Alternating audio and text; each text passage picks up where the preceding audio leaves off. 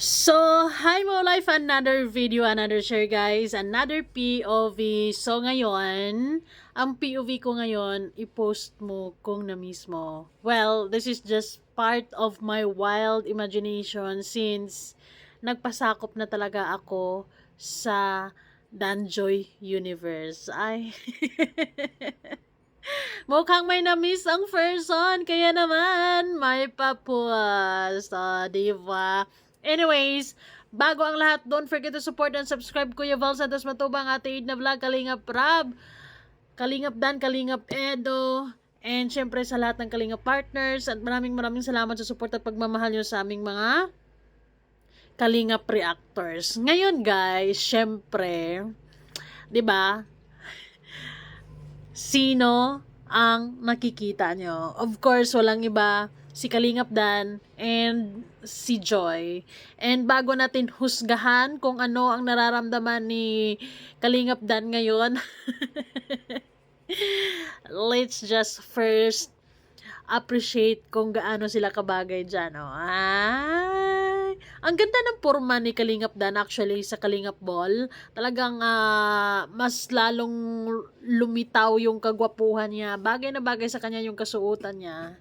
Well, given na kasi yon dahil maganda at magaling din siya magdala ng damit din. Isa din yun sa talagang siguro hinahangaan din ni Joy, ano.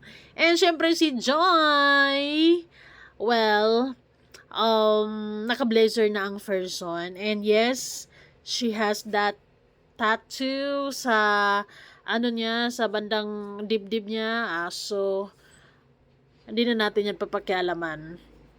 Since gusto niya yan, carry lang. Huwag natin pakialaman yung mga personal decisions ng dalawa, ano.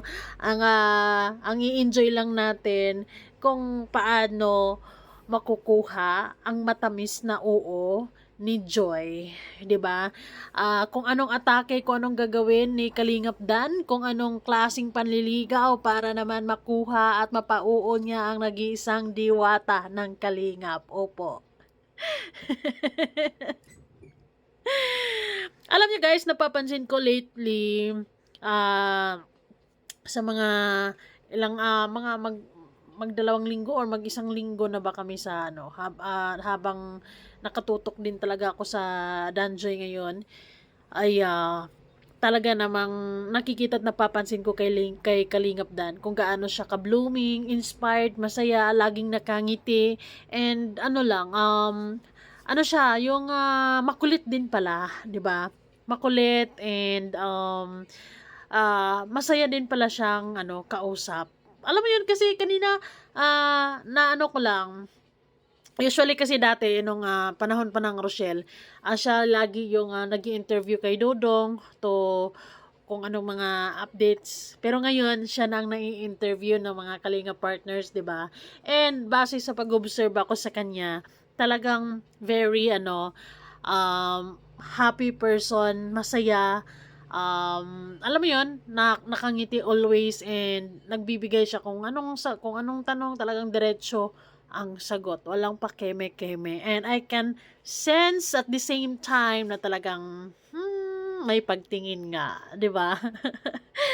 May pagtingin na talagang humanga at tinamaan ang isang Kalingap Dan kay Joy. So, yun yung pinakaabangan natin kung paano niya tuluyang mapauo ang isang dalaga na no boyfriend since birth. Kung magkataon, napakaswerte at parang nanalo ng loto, ika nga sabi ng mga Danjoy fans. Kapag napasagot ni Kalingap Dan si Joy, may pag-asa kaya guys? What you think? Sa picture na yan, talagang bagay silang dalawa, no? Parang mag-joey lang, mag-jowa. Ay, gusto ko makita yung remember yung sa Kalingap Ball? 'Di ba nag-selfie sila and then may pagganon pa nga si Joy, parang hindi ka magaganon, 'di ba? Usually kapag hindi ka close or wala kayong pinagsamahan, and then kung hihingi siya, mag-selfie tayo, picture tayo, 'di ba? Hindi ka makagawa ng ganong facial expressions, 'di ba? Kung napapansin nyo, kung sinong nakakapansin doon sa facial expressions na yun ni Joy. 'di ba? Gusto ko makita kung anong kuha na yon, kung anong hitsura nila doon, yung selfie na yon. Ay naku, petition to post Kalingap Dan. Baka isa-isahin nga lang naman siguro ni Kalingap Dan sa pagpo-post ng ano, no, mga pictures nila. For sure, ay for keep siguro yon. Or baka isang araw makikita din natin yung selfie nila sa ano na yon, sa event na yon. 'Di ba?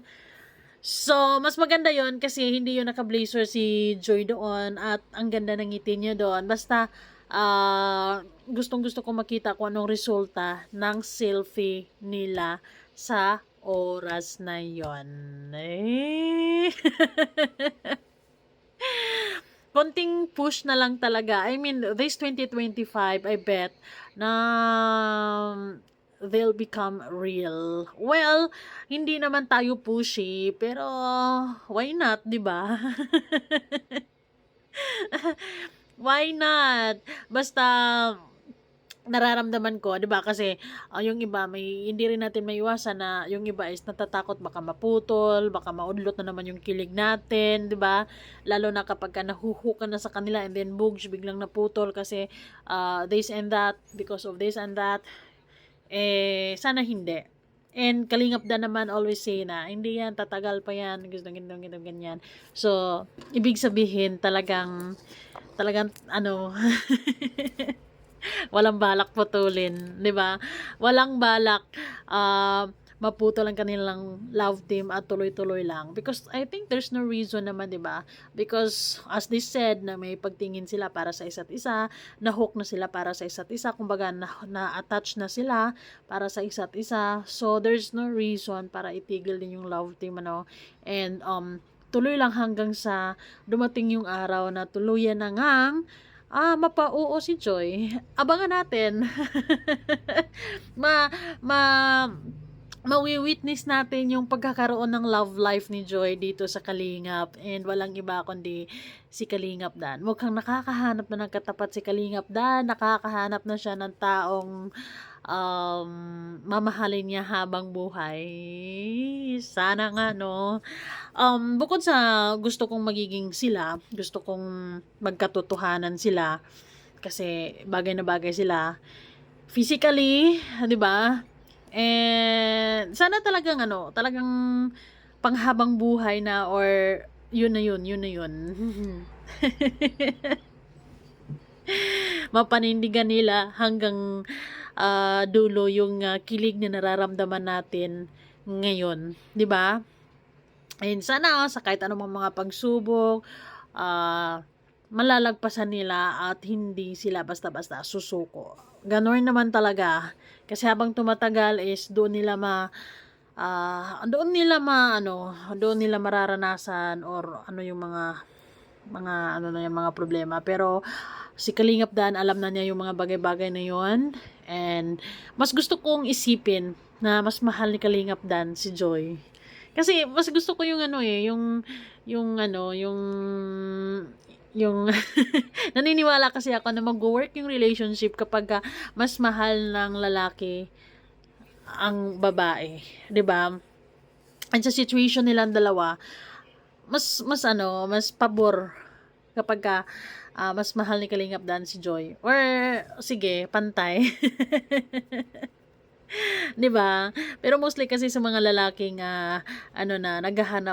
naghahanap na ng the one to settle, because hindi naman sila bumabata na, is talagang kapag ka nagmahal yan, buhos talaga. This is it. Ito na yun. Ibubuhos ko na. Ito na yung pinakaantay ko. Ito na yung hinahanap ng puso ko. Wala nang iba.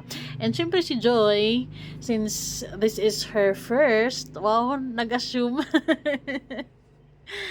Pero saan ba mapupunta yan, 'di ba? Eh, may pagtingin na nga, na-attach na nga. Although may mga konting balakid, pero caring lang yan. Kayang-kaya nilang pag-usapan ng mga bagay-bagay na yon. So, guys, malalaman mo kung ang isang lalaki ay totoo para sa isang tao or para sa'yo, because ipopost ka niya sa page niya.